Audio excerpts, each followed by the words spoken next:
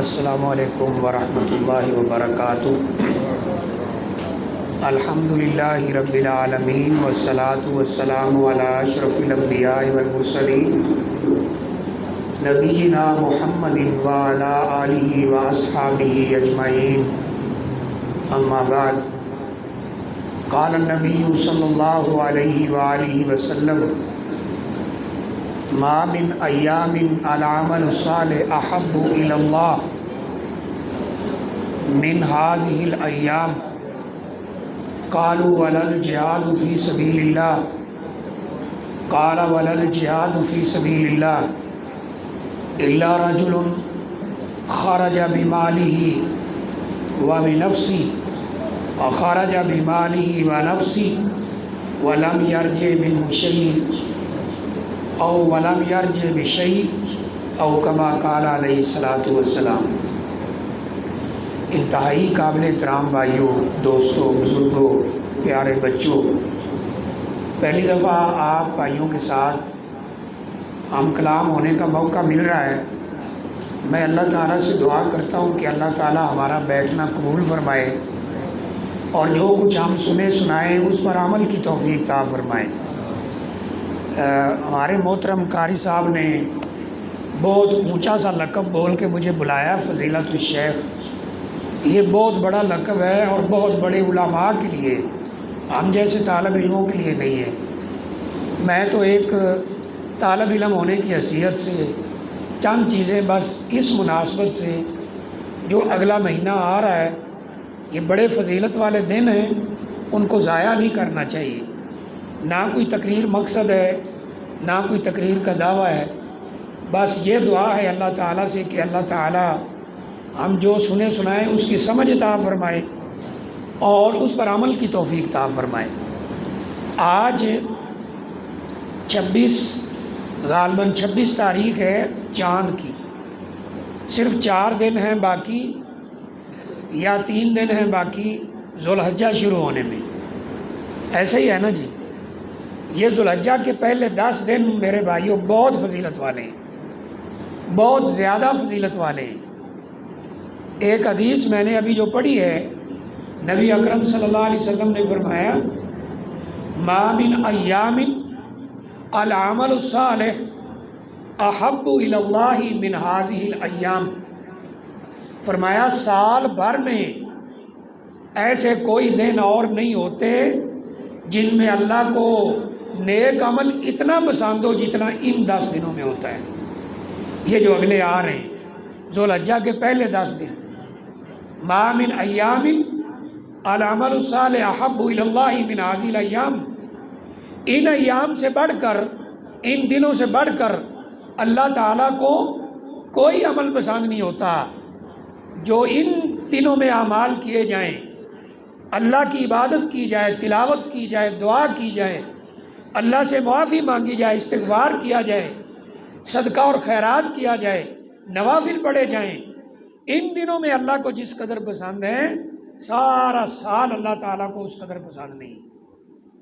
جب یہ بات آپ نے کی نا، صحابہ اکرام نے فوراً پوچھا۔ صحابہ اکرام وہ ہمارے والا حال نہیں تھا کہ بات سن کر بس سن لی اور ختم۔ ان کو فکر پڑتی تھی، وہ سوال کرتے تھے، پوچھتے تھے۔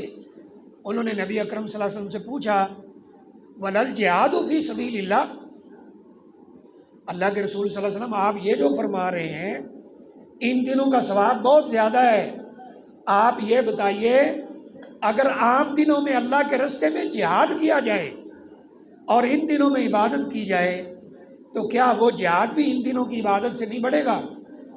اس کا ثواب بھی اللہ کے ہاں زیادہ نہیں ہوگا؟ وَلَا الْجِهَادُ فِي سَبِيلِ اللَّهِ، اللہ کے راستے میں جہاد کوئی کر رہا ہو بقیہ مہینوں میں، بقیہ دنوں میں، اور ان دنوں میں کوئی گھر بیٹھ کے عبادت کر رہا ہو، اپنے محلے کی مسجد میں کر رہا ہو، کیا اس کا ثواب اس جہاد سے بھی بڑھ جائے گا؟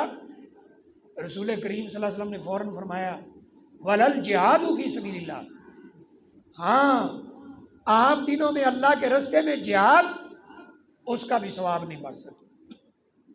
یہ ہے اتنے بڑے دن ہیں۔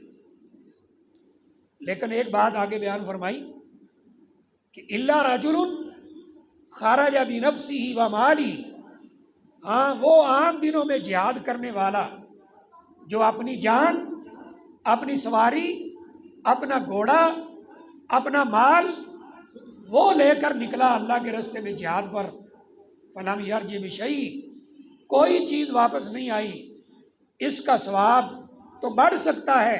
اس کا مطلب کیا ہے حدیث کا؟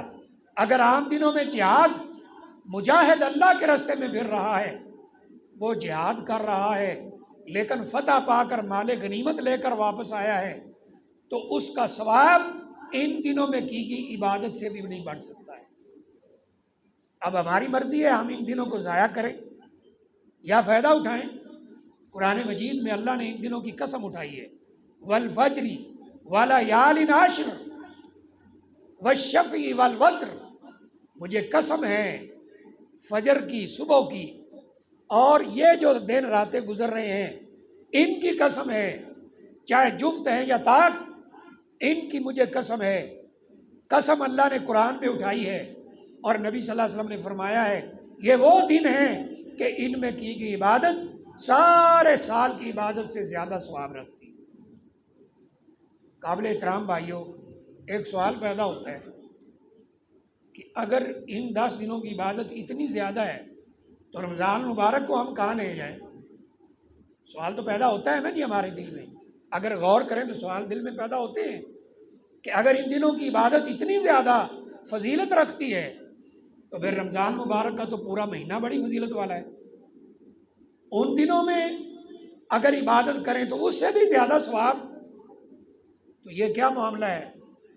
اس کا جواب ابن تیمیہ رحمہ اللہ نے دیا، کہا کہ جیسے آپ سال میں ایک دن کی بات کریں، ایک رات کی بات کریں، ہفتے میں دنوں کی بات کریں، تو یہاں بھی وہی معاملہ ہے۔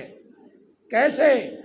فرمایا کہ رمضان المبارک کی راتیں 10 آخری عشرے کی وہ سال کی سب سے افضل راتیں ہیں، اور یہ دن سال کے سب سے افضل دن ہیں۔ جب بات 10 دنوں کی ہو، دیکھیں میں یہ بات اس طرح آپ کو سمجھا سکتا ہوں، اگر میں آپ سے پوچھوں سارے سال کی راتوں میں سب سے افضل رات کون سی ہے؟ بتائیں۔ لیلۃ القدر، لیلۃ القدر خیر من الف شہر، 1000 مہینے کی عبادت سے زیادہ ثواب ہے۔ تو سارے سال کی راتوں میں کون سی رات افضل ہے؟ لیلۃ القدر۔ ٹھیک ہے جی، اگر میں سوال کروں ہفتے کے دنوں میں سب سے افضل دن کون ہے؟ جمعہ کا دن، یہی جواب آئے گا۔ ٹھیک ہے، اگر میں کہوں سال کے 12 مہینوں میں مہینہ کون سا افضل ہے تو کون سا ہے جی؟ رمضان۔ اور ایک سوال میں کرتا ہوں، دیکھتے ہیں جواب کون دیتا ہے۔ سال بھر کے جو دن ہیں، دن راتیں نہیں، دن سب سے افضل دن سال بھر کا وہ کون سا دن ہے جی؟ نہیں، حج کا دن جو انہی 10 دنوں میں شامل ہے۔ نبی اکرم صلی اللہ علیہ وسلم نے فرمایا میرے بھائیوں، الصوم یوم عرفہ، 9 ذو الحجہ کا روزہ، جس دن حاجی عرفات میں جمع ہوں گے، جو حاجی نہیں ہے وہ روزہ رکھیں گے، فرمایا الصوم یوم عرفہ، عرفہ کے دن کا روزہ، احتسب علی اللہ، مجھے اللہ سے پورا ایمان یقین ہے، ان یکفر السنتین، یہ 2 سال کے گناہوں کی معافی کا سبب بن جاتا ہے۔ ایک روزہ رکھے، اللہ 2 سال کے گناہ معاف کرتے ہیں۔ کون سے 2 سال؟ اس کی بھی وضاحت فرمائی، فرمایا السنۃ التی قبلہا والسنۃ التی بعدہا، 1 سال جو پہلے گزر گیا ہے اور ایک آگے آنے والا ہے۔ 1 سال جو گزر چکا، ہم جو گناہ کر چکے اللہ معاف کر دے گا، اور 1 سال کے ایڈوانس میں اللہ معاف کر دے گا۔ یہاں کمپنی ایڈوانس دیتی ہے نا، یہ ایڈوانس جی، یہ ایڈوانس اللہ نے دیا ہے، 1 سال کے گناہ ایڈوانس، اور 1 سال جو گزر چکا ہے، 2 سال کے گناہ، یہ سال بھر کا سب سے افضل ترین دن ہے۔ تو جب بات ہو 10 دنوں کی تو یہ 10 دن سال کے سب سے افضل ہیں۔ جب بات ہو 10 راتوں کی، وہ رمضان مبارک کی آخری عشرے کی 10 راتیں سب سے زیادہ افضل ہیں۔ ان کے بارے میں کیا آتا ہے؟ اذا داخل العشر الاخیر، جب رمضان کا آخری عشرہ داخل ہوتا، احیا لیلہ، بلکہ اس سے پہلے ہے شد میزرہ، نبی صلی اللہ علیہ وسلم عبادت پر اپنی کمر کس لیتے۔ اگر یہ پنجابی ترجمہ کیتا جائے نا کہ اسی آنے کسی کام واسطے لگوٹ کس لینا، یعنی اپنی کمر کس لیتے، پہلے سے زیادہ رمضان مبارک کے 20 دنوں سے بھی زیادہ تیاری کرتے، اور وہ احیا لیلہ، ساری رات 10 کی 10 راتیں جاگ کر گزارتے، اور وہ ایقظ اہلہ، اپنی بیویوں کو بھی جگاتے اور کہتے اٹھو رمضان مبارک کا آخری عشرہ شروع ہو گیا۔ لیکن یہاں دل کو آرام کیا کرتے تھے۔ دیکھیں ابن تیمیہ نے کیسا پوائنٹ نکالا رحمہ اللہ تعالی، کہا رمضان مبارک کی 10 راتیں نبی صلی اللہ علیہ وسلم عبادت کرتے تھے اور دن کو کچھ آرام کرتے تھے۔ اس سے ثابت ہوتا ہے کہ رمضان مبارک کی 10 راتیں سال کی سب سے بہترین راتیں ہیں، اور یہ ذوالحجہ کے 10 دن یہ سال کے سب سے زیادہ بہترین دن۔ کیوں بہترین ہے؟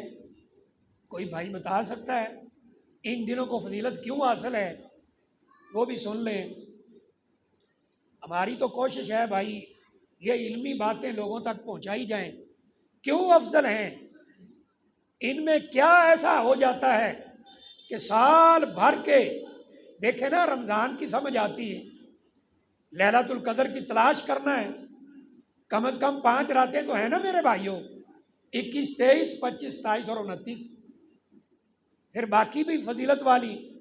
یہاں کیا ہے کہ اتنی بڑی فضیلت اللہ نے عطا فرمائی ہے ان دنوں کو۔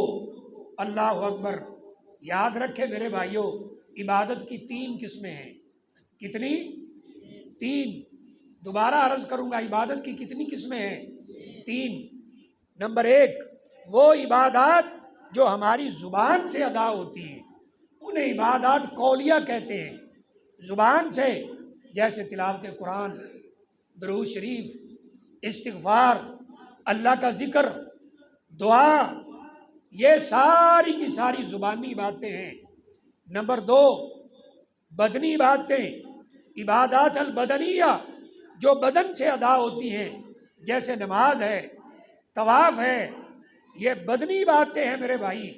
اور تیسرے نمبر پر عبادات القولیہ، عبادات المالیہ، جو مالی باتیں ہیں، جیسے صدقہ ہے، خیرات ہے، زکوٰۃ ہے، عشر ہے، فطرانہ ہے، ساری کی ساری باتیں مالی ہیں۔ کتنی ہو گئیں؟ نمبر 1 کون سی عبادت ہے؟ بولے بھائی؟ قولی۔ نمبر 2 بدنی۔ نمبر 3 مالی۔ اللہ اکبر! یہ سال کے وہ 10 دن ہیں کہ ان میں یہ تینوں عبادت کی قسمیں جمع ہو جاتی ہیں۔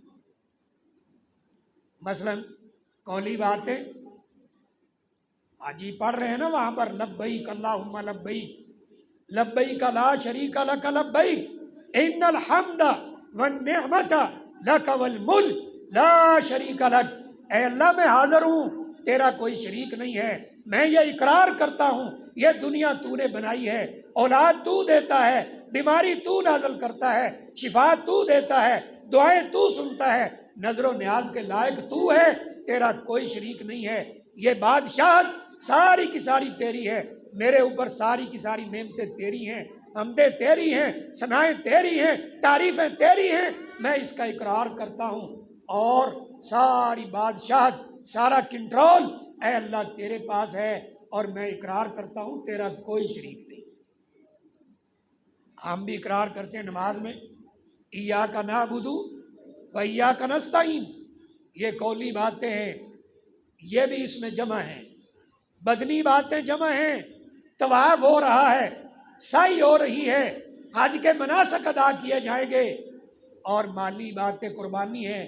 قل ان صلاتی و نسکی و محیای و مماتی للہ رب العالمین، کہہ دیجئے میری زندگی، میری موت، میری نماز، میری قربانی یہ اللہ کے لیے ہے اور کسی کے لیے نہیں ہے۔ اگر میں جانور کی گردن پر چھری چلاتا ہوں، یا اللہ تجھے خوش کرنے کے لیے چلاتا ہوں، میں کسی درگاہ پہ نہیں دیتا، میں کسی قبر پہ چڑھاوے نہیں چڑھاتا، یا اللہ اگر میں قربانی دیتا ہوں تو وہ بھی تیری رضا کے لیے، میں نماز پڑھتا ہوں تیری رضا کے لیے، تلبیہ پڑھ رہا ہوں تجھ کو خوش کرنے کے لیے، نماز پڑھتا ہوں تجھ کو خوش کرنے کے لیے، اور یہ ساری عبادات کی قسمیں اس میں جمع ہیں۔ اور اسلام کے ارکان میں سے بہت بڑا رکن جو سال میں کسی اور دن میں نہیں ہوتا وہ حج ہے، وہ بھی ان دنوں میں ہے، قربانی ہے۔ حج بھی مالی عبادت ہے، وَلِلَّهِ عَلَى النَّاسِ حِجُّ الْبَيْتِ مَنِ اسْتَطَاعَ إِلَيْهِ سَبِيلًا، جس کے پاس مالی طاقت ہو وہ حج کرے۔ اس میں مالی باتیں بھی ہیں، اس میں قولی باتیں بھی ہیں، اس میں بدنی باتیں بھی ہیں، اس میں قربانی بھی ہے، اس میں حج بھی ہے، اس میں تلبیہ بھی ہے، اس میں دعائیں بھی ہیں، اس میں اللہ کے سامنے رونا بھی ہے۔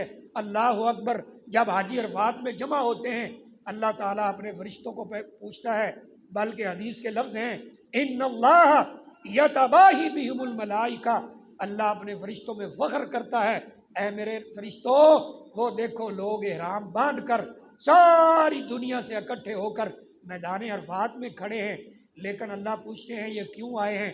شوسن و غبورا، ان کے بالوں میں بھی مٹی ہے، ان کے احراموں پر بھی مٹی لگی ہوئی، کیوں آئے ہیں؟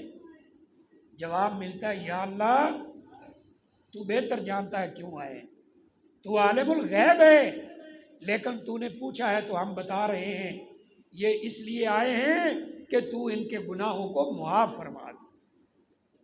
تو اللہ تعالیٰ کہتے ہیں تم گواہ رہنا میں نے ان سب کے گناہوں کو معاف کر دیا ہے۔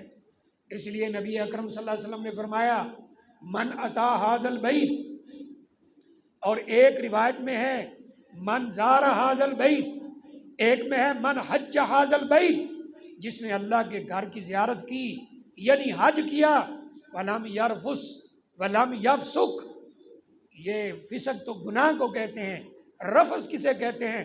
نہ رفث کیا، نہ فسق و فجور کیا، یعنی نہ گناہ کیا ہے نہ رفث کیا ہے۔ اللہ اکبر۔ یہ رفث کیا ہوتا ہے؟ رفث ہوتا ہے عورتوں کی طرف متوجہ ہونا۔ جو حج میں آیا کسی کی طرف نہیں دیکھا، کوئی لڑائی جھگڑا نہیں کیا، کوئی گناہ کا کام نہیں کیا، راجع من الذنوب کما ولدتہ امہ، یہ ایسے گناہوں سے واپس لوٹ جائے گا کہ یوم ولدتہ امہ، جیسے آج اس کی ماں نے اسے جنم دیا ہے۔ اللہ سارے گناہوں کو معاف کر دے۔ میرے بھائیوں یہ دن بڑی فضیلت والے ہیں، بہت فضیلت والے دن ہیں، ان کو ضائع مت کریں، ان سے فائدہ اٹھائیں۔ دیکھیں میں ایک مثال دیتا ہوں، یہ آپ کے اس علاقے میں ہوئے اصل کے اندر اگر کوئی بھائی رہ رہا ہو، اس کا 1 لاکھ 2 لاکھ 5 لاکھ آپ نے دینا ہے، اور آپ کوشش کر رہے ہیں، کہیں سے بات بن نہیں رہی، اگر آپ کو یہ کہہ دے کہ ان 10 دنوں کی نمازیں 5 وقت نماز مسجد کے اندر پڑھو، با جماعت پڑھو، تکبیر اولیٰ کے ساتھ پڑھو، میں یہ پیسے آپ کو معاف کر دوں گا، میرا ایمان ہے ہم قاری صاحب سے بھی پہلے مسجد میں بیٹھے ہوں، اور اللہ ساری زندگی کے گناہ معاف کر رہے ہیں۔ ان 10 دنوں میں عبادت کریں، اللہ کو خوش کریں، یہ دن بڑے فضیلت والے ہیں۔ صحابہ اکرام 9 کے 9 روزے رکھا کرتے تھے، لیکن اگر نہ رکھ سکے 9 کے 9 تو کم از کم عرفہ کا روزہ تو رکھیں نا۔ اب سوال یہ پیدا ہوتا ہے کہ جی عرفہ کا روزہ کس دن رکھیں؟ وہاں حاجی ہوتے ہیں تو ایک دن ہم سے وہ پیچھے رہ جاتے ہیں یا ہم پیچھے رہ جاتے ہیں، کبھی 2 دن کا فرق بھی پڑ جاتا ہے، تو وہاں کی 9 کے مطابق رکھیں یا ہماری 9 کے مطابق رکھیں۔ ہو سکتا ہے نا وہاں 9 ہو، ابھی تو چاند نظر نہیں آیا، وہاں 9 ہو ہمارے یہاں 8 ہو، اگر تو تاریخ متفق ہو جائے، وہاں بھی 9 ہو یہاں بھی 9 ہو تو کوئی مسئلہ نہیں، لیکن اگر ایسا مسئلہ بنے کہ یہاں 8 وہاں 9 تو کوئی بات نہیں، 2 روزے رکھ لیں، ایک وہاں کے حساب سے ایک یہاں کے حساب سے، کیونکہ حدیث میں دونوں لفظ ہیں، ایک میں ہے یوم عرفہ، عرفہ کے دن کا روزہ، اور عرفہ مکہ میں ہے، دنیا میں اور کہیں نہیں، اور ایک میں ہے 9 ذوالحجہ کا روزہ۔ اگر 9 ذوالحجہ رہے تاریخ وہ ہر ملک میں الگ الگ ہے، اور اگر عرفہ لیں تو مکہ میں ہے، اس لیے ہم کوشش کر کے 2 روزے رکھ لیں۔ سوچنے کی بات ہے نا میرے بھائی، ایک روزہ رکھنے سے 2 سال کے گناہ، واللہ 1 منٹ کے لیے سوچے، وہ 2 سالوں میں پتہ نہیں ہم نے کیا کیا کرتوت کیے ہوں گے، کیا کیا لفظ بولے ہوں گے، کسی کو گالی دی ہے، کسی کو جگتیں ماری ہیں، کسی کو زبان سے تکلیف دی ہے، کسی کو ہاتھ سے تکلیف دی ہے، لیکن اگر یہ روزہ رکھ لیتے ہیں اللہ تعالیٰ سارے گناہوں کو معاف کر دے گا۔ اور اس میں ایک پوائنٹ یہ بھی دیکھ لیں کہ اگر حقوق العباد ہے نا تو اس سے جا کے معافی بھی مانگے کہ بھائی مجھ سے غلطی ہوگی، میں نے تجھے تکلیف دی، مجھے اللہ کے لیے معاف کر دو۔ جب بندے معاف کرتے ہیں نا اللہ تعالیٰ پہلے ہی معاف کرنے کے لیے تیار ہے۔ تو اس لیے میرے بھائی گزارش یہ ہے، اور ہمارے آنے کا مقصد بھی یہ ہے کہ ایک ایسا موقع ہے، بھائیوں کو یاد دہانی کرا دی جائے کہ یہ 10 دن بڑی ہی فضیلت والے ہیں، سال کے سب سے افضل ترین دن ہیں، اور ان دنوں میں عرفہ کا دن سارے سال کا سب سے بہترین، سب سے افضل، سب سے اعلیٰ دن ہے۔ وہ شخص بڑا ہی بدبخت ہوگا، بد نصیب ہوگا جو اس موقع کو ضائع کر دے۔ اور حیرت کی بات ہے نا کہ اکثر لوگوں کو تو پتہ ہی نہیں ہوگا کہ یہ دن اتنا فضیلت والا ہے۔ ایسے ہے کہ نہیں میرے بھائی؟ دیکھیں، میں سعودیہ سے چھٹی آیا ایک دفعہ، تو 10 محرم تھی، نبی صلی اللہ علیہ وسلم نے کیا فرمایا کہ یہ صوم یوم عاشوراء، 10 محرم کا روزہ، احتسب علی اللہ ان یکفر السنہ، مجھے اللہ سے یقین ہے کہ اللہ 1 سال کے گناہ معاف کرتا ہے۔ اور یہ یوم عرفہ، احتسب علی اللہ ان یکفر السنتین، 2 سال کے گناہ معاف، ایک جو گزر گیا ہے ایک آگے آ رہا ہے۔ اب یہ 10 محرم کا موقع تھا، تو میرا ایک جگہ پہ درس تھا، ساتھی لے کے جا رہے تھے، تو لوگ سبیلوں سے پانی پی رہے ہیں اور کہہ رہے ہیں جی پئیں اور یاد کریں پیاسے حسین رضی اللہ تعالی عنہ۔ سیدنا حسین جنتوں کے سردار ہیں، ان کی محبت ہمارے ایمان کا حصہ ہے، لیکن انہوں نے کب کہا ہے کہ سبیلیں لگاؤ؟ ہم نے عرض کیا بھائی آج تو روزہ رکھنا تھا، 1 سال کے گناہ معاف ہوتے ہیں، اور نبی صلی اللہ علیہ وسلم نے حکم دیا ہے عاشورہ کا روزہ رکھو، اور یہودیوں کی مخالفت کرو، وہ بھی رکھتے تھے، صوموا یومن قبلہ ہوا یومن بعدہ، 1 دن پہلے رکھو 1 دن بعد، یعنی یا پہلے یا بعد، یا 9-10 یا 10-11 رکھ لو۔ تو ہم نے کہا بھائی یہ تو روزہ رکھنا چاہیے تھا، آپ لوگوں کو بھی پلا رہے ہیں، ترغیب دے رہے ہیں کہ پیو اور یاد کرو پیاسے حسین رضی اللہ تعالیٰ عنہ۔ تو ایک ہی جواب آگے سے ملتا ہے، اور جاؤ جی جاؤ، سانو پتہ ہے تسی کون ہو۔ اللہ اکبر، ہم یہ فکر لوگوں کو دے رہے ہیں، قرآن و حدیث پہ آؤ میرے بھائیوں، قرآن و حدیث سمجھو۔ اور آخری بات میں کرتا ہوں بڑی معذرت کے ساتھ، آپ میرے ساتھ نکلیں یہاں بازار میں، پینسل کاغذ لے لیں، اور یہاں کھڑے ہو کر ہر آنے جانے والے سے سوال کریں کہ بھائی سال کا سب سے افضل ترین دن کون سا ہے، کون سے 10 دن افضل ہیں؟ تو میرا خیال ہے کوئی 1-2% لوگ جواب دے سکیں گے، باقی نہیں۔ نہ ہم سیدھی بات سننے کے لیے تیار ہیں، ہم جیسے فقیر بندے جنہوں نے سادہ سی بات کرنی ہے قرآن حدیث کی، وہ ہمارا مزاج اور بن گیا نا ٹون شون سننے والا۔ تو میرے بھائی ٹھیک ہے، وہ بھی ایک بہت بڑا کام ہے، ہمارے خطباء انہوں نے بہت کام کیا ہے، لیکن اصل بات کیا ہے کہ ہم قرآن و حدیث کی جو بات ہے ہر موقع مناسبت سے اس کو سنیں، اس پہ غور کریں، اس پہ عمل کریں، اور اپنے بھائیوں کو اپنے رشتہ داروں کو بتائیں، یہ ہماری ذمہ داری ہے۔ واللہ اگر ہماری وجہ سے کوئی ایک بندہ روزہ رکھ لیتا ہے اللہ اس کے 2 سال کے گناہ معاف کرتا ہے، ہماری آخرت بھی بن جائے گی، اس کی آخرت بھی بن جائے گی۔ اللہ سے دعا ہے اللہ مجھے بھی آپ کو بھی عمل کی توفیق عطا فرمائے۔ اور میں آخر میں پھر آپ بھائیوں کا شکریہ ادا کرنا چاہتا ہوں، آپ نے ٹائم دیا، ظاہر سی بات ہے سارا دن کام بھی کیا ہوتا ہے، گرمی بھی ہے، موسم بھی سخت ہے، تو اللہ تعالی ہمارا بیٹھنا قبول فرمائے۔ اور میں نے ایک طالب علم کی حیثیت سے چند چیزیں آپ کے سامنے رکھی ہیں، اس میں جو چیزیں صحیح تھیں اللہ کی توفیق سے تھیں، اور اگر مجھ سے کوئی غلطی ہو گئی ہے تو میری کام علمی کی وجہ سے تھی اور شیطان کی وجہ سے تھی۔ اللہ تعالیٰ سے دعا ہے اللہ ہمارا بیٹھنا قبول فرمائے۔ وآخر دعوانا الحمد للہ رب العالمین۔